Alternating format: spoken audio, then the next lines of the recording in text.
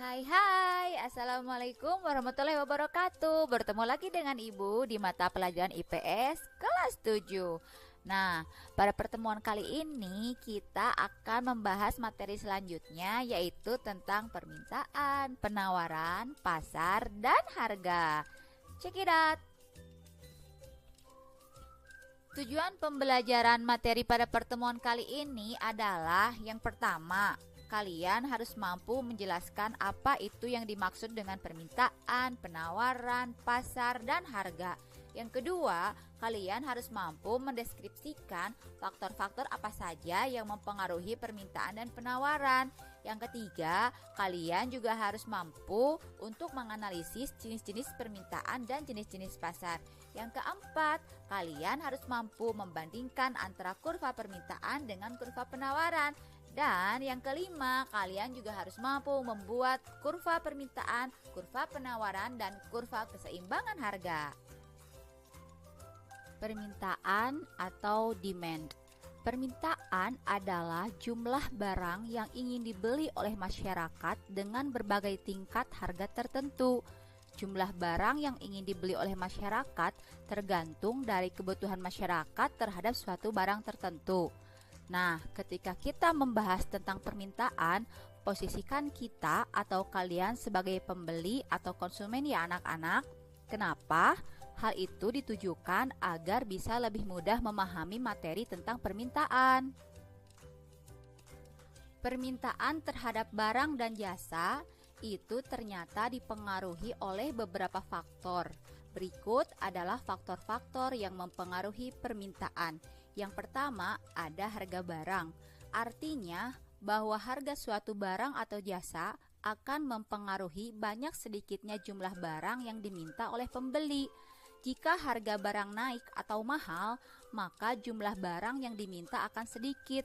Namun, jika harga barang turun atau murah, maka jumlah barang yang diminta akan bertambah. Misalnya, harga awal telur Rp1.000 per butir, kemudian naik menjadi Rp1.500 per butir, maka permintaan akan telur akan berkurang karena harganya naik. Namun ketika harga telur turun menjadi Rp500 per butir, maka ada kemungkinan permintaan akan telur akan bertambah atau banyak. Faktor yang kedua adalah pendapatan masyarakat. Artinya, pendapatan yang diperoleh oleh seseorang akan sangat mempengaruhi permintaan barang dan jasa. Jika pendapatan rata-rata setiap orang naik, maka jumlah barang yang diminta akan bertambah dan begitupun sebaliknya. Faktor yang ketiga adalah selera masyarakat. Artinya, banyak atau sedikitnya permintaan barang atau jasa juga bergantung pada selera masyarakat. Apabila barang atau jasa yang tersedia sesuai dengan selera masyarakat, maka permintaannya akan banyak. Namun, apabila barang yang tersedia tidak sesuai dengan selera masyarakat, maka permintaan barang tersebut akan sedikit mengalami penurunan. Faktor yang mempengaruhi permintaan keempat adalah kualitas barang. Artinya, jika kualitas barang bagus, maka permintaan akan barang tersebut akan banyak. Namun, apabila kualitas barang jelek, maka permintaan akan barang tersebut akan sedikit. Karena pada dasarnya, konsumen atau pembeli akan selalu menginginkan barang yang berkualitas bagus atau baik. Faktor yang kelima adalah harga barang lain. Artinya, banyak sedikitnya jumlah barang yang diminta oleh konsumen biasanya dipengaruhi juga oleh harga barang lain. Misalkan, apabila harga kopi lebih mahal daripada harga teh, maka pembeli cenderung akan membeli teh karena memiliki harga yang lebih murah dibandingkan kopi. Faktor yang keenam adalah jumlah penduduk. Ketika dalam sebuah keluarga memiliki banyak anggota, maka permintaannya akan lebih banyak dibandingkan dengan sebuah keluarga dengan jumlah anggota yang lebih sedikit. Begitu juga dengan pertambahan jumlah penduduk suatu negara, maka akan sangat mempengaruhi permintaan terhadap barang atau jasa. Yang ketujuh adalah faktor ramalan masa depan. Artinya, masyarakat akan menambah jumlah permintaan terhadap barang atau jasa kalau diperkirakan harga barang atau jasa tersebut di masa depan akan mengalami kenaikan. Faktor yang keenam adalah jumlah penduduk. Ketika dalam sebuah keluarga memiliki banyak anggota, maka permintaannya akan lebih banyak dibandingkan dengan sebuah. Sekarang kita lanjut ke macam-macam permintaan. Permintaan dibedakan menjadi dua, yaitu permintaan menurut daya beli konsumen dan permintaan menurut jumlah konsumen. Permintaan menurut daya beli konsumen terbagi menjadi dua, yaitu permintaan efektif dan permintaan potensial. Permintaan efektif adalah permintaan yang didukung dengan daya beli.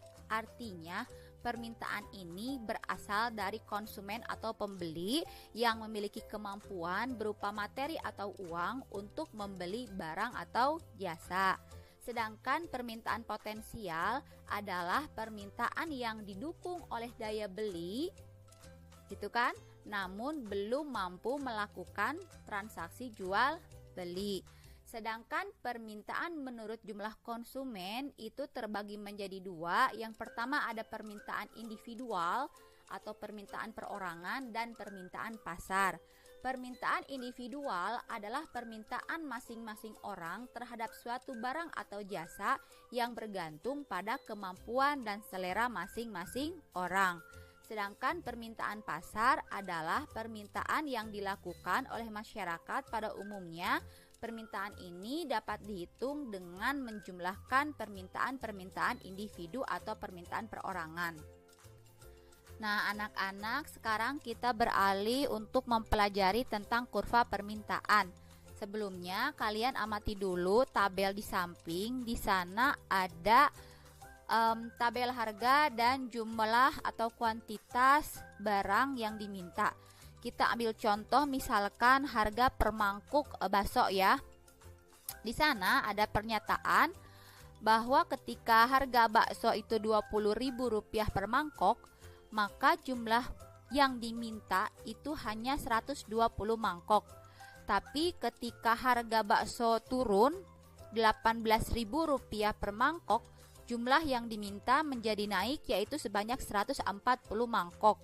Nah, ketika harga semakin turun lagi, yaitu Rp16.000 per mangkok, justru jumlah yang diminta menjadi semakin banyak, yaitu 160 mangkok. Begitupun ketika harga semakin turun lagi, yaitu Rp14.000 per mangkok, jumlah yang diminta malah semakin banyak lagi, yaitu 180 mangkok. Nah, ketika harga per mangkok bakso menjadi Rp12.000, jumlah yang diminta pun menjadi semakin banyak, yaitu sebanyak 200 mangkok. Nah, kurva itu apa sih? Di sana kita baca dulu, yaitu tentang kurva permintaan. Kurva permintaan adalah penggambaran dari pernyataan tabel di samping yang dituangkan ke dalam gambar untuk memudahkan pemahamannya. Kurva ini, kalau kalian lihat di gambar bawahnya, memiliki gradien atau kemiringan negatif. Artinya, kemiringan pada kurva ini menurun dari kiri atas ke kanan bawah. Hal ini menunjukkan bahwa hubungan antara harga yang ditunjukkan dengan garis P atau price itu berbanding terbalik dengan permintaan yang ditunjukkan oleh garis Q atau kuantitas. Jadi ketika harga mahal atau naik, permintaan justru menjadi sedikit. Sedangkan ketika harga semakin murah atau semakin turun, jumlah permintaan justru semakin banyak. Nah, tadi maka digambarkan kalau kurva permintaan ini memiliki gradien atau kemiringan slope negatif, artinya slope pada kurva ini menurun dari kiri atas ke kanan bawah. Materi selanjutnya adalah penawaran atau supply. Nah, anak-anak, kalau tadi ketika membahas permintaan, Ibu minta kalian posisikan diri kalian sebagai pembeli atau konsumen. Nah, pada pembahasan tentang penawaran ini, kalian coba posisikan dulu sebagai pedagang yang menawarkan barang atau jasa ya anak-anak. Penawaran adalah kesediaan penjual untuk menjual barang atau jasa pada berbagai tingkat harga dalam waktu tertentu. Terdapat beberapa faktor yang mempengaruhi penawaran, antara lain yang pertama, faktor biaya produksi. Untuk menghasilkan suatu barang diperlukan biaya produksi. Nah, tinggi rendahnya biaya produksi inilah yang akan menentukan harga jual barang. Bila biaya produksi tinggi, maka harga barang yang dijual cenderung mahal. Namun, apabila biaya produksi rendah, harga jual barang tersebut cenderung lebih murah. Faktor yang kedua adalah faktor teknologi. Teknologi yang dipergunakan untuk memproduksi barang atau jasa akan mempengaruhi jumlah dan kualitas barang hasil produksi. Semakin tinggi teknologi yang digunakan, maka kualitas dan jumlah hasil produksi akan bertambah, dan ini berpengaruh terhadap banyaknya jumlah penawaran yang ditawarkan oleh penjual kepada konsumen. Faktor yang mempengaruhi penawaran ketiga adalah harapan akan mendapatkan laba atau untung. Dengan harapan untuk mendapatkan laba atau untung yang banyak, maka produsen akan berlomba untuk meningkatkan hasil produksi barang dan jasa. Juga akan memperluas dan mengembangkan usahanya dengan tujuan untuk mendapatkan keuntungan yang lebih besar. Faktor yang keempat adalah faktor-faktor non-ekonomi, seperti bencana alam, larangan impor, dan kebijakan pemerintah akan sangat mempengaruhi pada penawaran. Lantas, bagaimanakah hubungan antara harga dengan jumlah barang yang ditawarkan? Hubungan antara harga dan penawaran dapat dilihat dari bunyi hukum penawaran. Bunyinya, jika harga barang yang ditawarkan naik, maka jumlah barang yang ditawarkan pun akan bertambah atau banyak. Sebaliknya, jika harga barang yang ditawarkan turun, maka jumlah barang yang ditawarkan pun akan berkurang. Antara harga dengan penawaran memiliki suatu hubungan yang bersifat berbanding lurus. Nah, anak-anak, kalau tadi kalian mengamati tentang kurva permintaan, sekarang kalian coba amati tentang kurva penawaran. Kurva penawaran merupakan kebalikan dari kurva permintaan. Jika harga suatu barang naik, maka barang yang ditawarkan oleh penjual juga akan naik. Namun, jika harga turun, maka jumlah barang yang ditawarkan oleh penjual atau pedagang itu juga akan mengalami penurunan. Begitulah kira-kira bunyi hukum pada kurva penawaran. Kalian lihat tabel di atas. Di sana di titik A itu harga per mangkok bakso misalkan Rp20.000. Maka pedagang akan menawarkan sebanyak mungkin, yaitu sebanyak 200 mangkok. Karena dengan harapan ketika harga mahal, barang yang terjual semakin banyak, maka laba pun akan semakin banyak. Untung laba itu ya. Namun ketika harga mengalami penurunan, yaitu 18.000, pedagang menawarkan hanya 180 mangkok saja. Begitupun ketika harga semakin turun lagi, yaitu 16.000 per mangkok, jumlah barang yang ditawarkan oleh pedagang pun mengalami penurunan, yaitu hanya 160 mangkok. Ketika harga semakin turun lagi hingga di titik Rp12.000 per mangkok, maka jumlah yang ditawarkan oleh pedagang pun mengalami penurunan lagi, yaitu sebanyak 120 mangkok. Nah, bisa kalian lihat di kurva ini garis P itu price atau harga, sedangkan garis Q itu kuantitas atau jumlah. Nah, kurva ini memiliki gradien atau kemiringan atau slope positif. Artinya, slope pada kurva ini berjalan naik dari pojok bawah kiri ke pojok kanan atas. Ini kebalikan daripada kurva permintaan. Nah, anak-anak, selanjutnya yang akan kita bahas adalah tentang pasar. Pasar merupakan sarana atau tempat bertemunya antara penjual dengan pembeli, baik secara langsung ataupun tidak langsung, untuk melakukan transaksi jual beli. Setelah mencapai kesepakatan harga dan jumlah barang atau jasa yang diperjualbelikan, terdapat beberapa syarat terbentuknya pasar, yaitu ada barang yang diperjualbelikan, adanya penjual, adanya pembeli, adanya kesepakatan harga, dan adanya media komunikasi antara penjual dan pembeli khusus untuk online shop. Fungsi pasar diantaranya untuk yang pertama ada fungsi distribusi, yaitu pasar berfungsi untuk memperlancar penyaluran barang dari produsen kepada konsumen. Yang kedua, fungsi pembentukan harga, di mana pasar dapat mewujudkan kesepakatan harga antara penjual dengan pembeli. Yang ketiga, fungsi promosi, artinya pasar memperkenalkan hasil produksi kepada masyarakat, di mana melalui fungsi ini pasar menjual barang sekaligus memperkenalkan hasil produksi kepada masyarakat. Karena biasanya di pasar kita akan menjumpai pajangan-pajangan beberapa produk atau barang dagangan daripada si penjual. Berikutnya kita akan mempelajari tentang macam-macam pasar. Yang pertama, pasar menurut wujudnya terbagi menjadi dua, yaitu pasar konkret dan pasar abstrak. Pasar konkret adalah pasar nyata di mana syarat atau unsur pasar dapat langsung ditemukan di sana. Contohnya adalah pasar-pasar tradisional.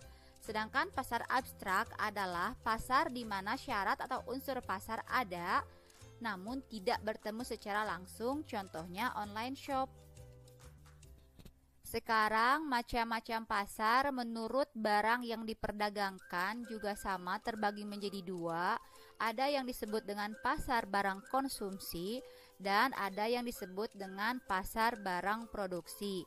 Pasar barang konsumsi adalah pasar yang memperjualbelikan barang-barang keperluan sehari-hari, seperti pasar ikan, pasar sembako, pasar buah, mal, supermarket, dan lain-lain. Sedangkan pasar barang produksi adalah pasar yang menyediakan keperluan faktor-faktor produksi, seperti pasar tenaga kerja.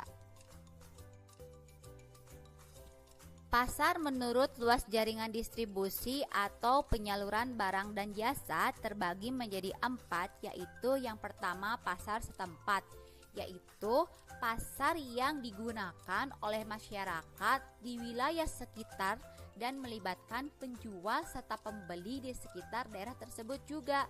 Contohnya pasar Ciawitali, pasar Samarang, pasar Wanaraja, itu rata-rata baik penjual ataupun pembelinya berasal dari daerah itu juga. Yang kedua, pasar nasional, yaitu pasar yang cakupan pembelinya dalam wilayah suatu negara, di mana penjual dan pembelinya berasal dari berbagai daerah yang ada di wilayah negara tersebut. Yang ketiga, pasar regional, yaitu pasar yang daerah pemasarannya meliputi beberapa negara yang berada dalam suatu kawasan. Contohnya adalah MEA, merupakan pasar bebas di kawasan Asia Tenggara. Sesuai dengan namanya, negara-negara yang tergabung dalam MEA adalah negara-negara ASEAN. Yang keempat adalah pasar internasional. Pasar ini adalah pasar yang pembeli dan penjualnya berasal dari seluruh dunia. Misalnya pasar tembakau di Bremen, Jerman, pasar karet di New York, pasar kopi di Santos, dan pasar intan di Amsterdam. Sekarang adalah pasar menurut waktu penyelenggaraannya, terbagi menjadi 4, yaitu yang pertama pasar harian. Seperti namanya, pasar harian berlangsung setiap hari. Berhubung pasar ini tersedia setiap hari, barang-barang yang dijual adalah kebutuhan pokok manusia yang biasa dikonsumsi sehari-hari juga, seperti misalkan sembako, alat mandi, dan sebagainya. Yang kedua adalah pasar mingguan.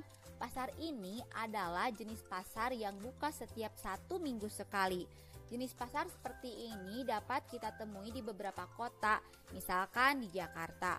Ada pasar yang disebut dengan pasar Jumat dan pasar Minggu, yang kemudian pasar-pasar ini diserap dan dijadikan nama daerah setempat. Lain halnya di daerah Yogyakarta. Di sana juga terdapat pasar mingguan yang dinamai Pasar Wage, Pasar Kliwon, Pasar Legi, Pasar Pon, dan Pasar Pahing. Nah, yang ketiga adalah pasar bulanan. Pasar bulanan adalah pasar yang berlangsung setiap 1 bulan sekali. Biasanya barang-barang yang diperjualbelikan di pasar bulanan adalah barang-barang khusus dan tersedia dalam jumlah banyak.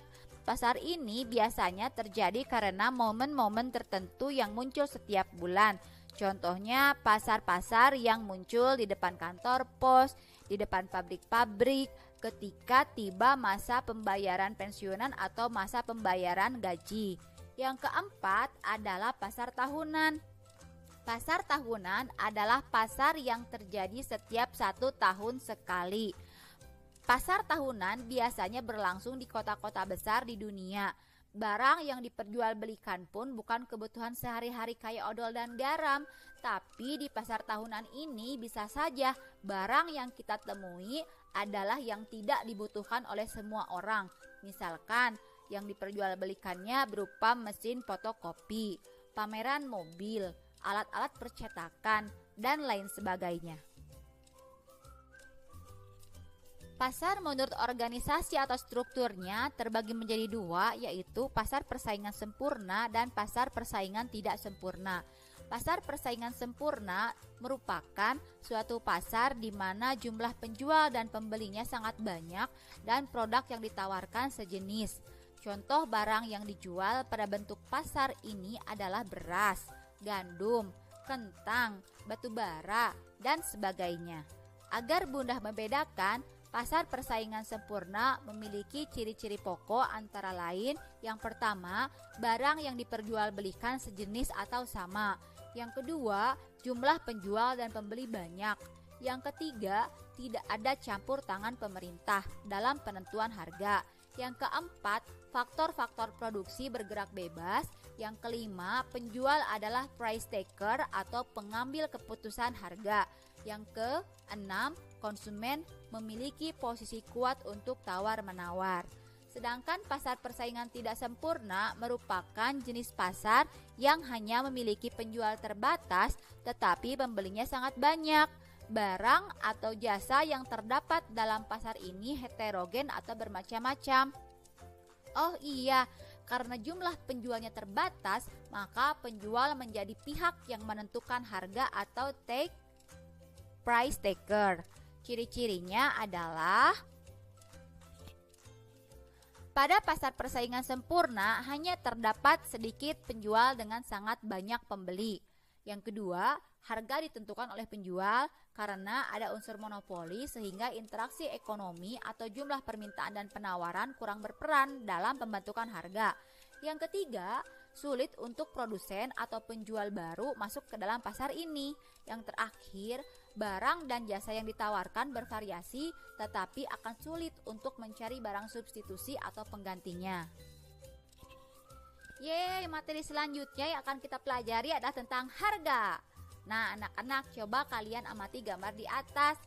Di sana terlihat seperti butik atau toko baju. Nah, untuk memiliki satu potong baju, tentu saja kita tidak serta-merta mengambil baju tersebut dari gantungan, tapi kita harus menukarnya dengan sejumlah uang sesuai dengan bandrol harga baju tersebut. Nah, apa sih harga? Yuk kita pelajari. Harga adalah nilai tukar suatu barang atau jasa yang dinyatakan dengan uang. Dalam ilmu ekonomi ada juga loh yang disebut dengan harga pasar. Harga pasar disebut juga harga keseimbangan. Adalah harga yang disepakati oleh penjual dengan pembeli melalui proses tawar-menawar. Dan pada harga ini barang yang diminta sama dengan jumlah yang ditawarkan. Dalam dunia ekonomi terdapat istilah keseimbangan pasar atau market equilibrium. Apa yang dimaksud keseimbangan pasar? Keseimbangan pasar merupakan kondisi di mana jumlah barang yang diminta sama dengan jumlah barang yang ditawarkan pada tingkat harga tertentu. Tentu proses ini menjadi sangat penting untuk menentukan apakah kurva keseimbangan akan sama atau tidak. Hal ini dapat dihitung menggunakan rumus keseimbangan pasar. Kondisi keseimbangan pasar ini jika dinyatakan secara matematis dan grafis akan menjadi seperti berikut ini. Kalian amati ya anak-anak, di sana ada keterangannya. Permintaan disebut juga dengan demand, penawaran disebut juga dengan supply. QD itu untuk quantity demand atau jumlah permintaan. QS untuk quantity supply atau jumlah penawaran. QE untuk quantity equilibrium atau jumlah keseimbangan. PD untuk price demand atau harga permintaan. Sedangkan PS itu untuk price supply atau harga penawaran, dan PE untuk price equilibrium atau harga keseimbangan. Untuk lebih memahami tentang kurva keseimbangan pasar, kita ambil contoh pedagang bakso yang tadi. Kita lanjutkan ya anak-anak. Misalkan harga bakso per mangkuk itu 12.000, sedangkan jumlah yang diminta oleh konsumen hanya 120 mangkok.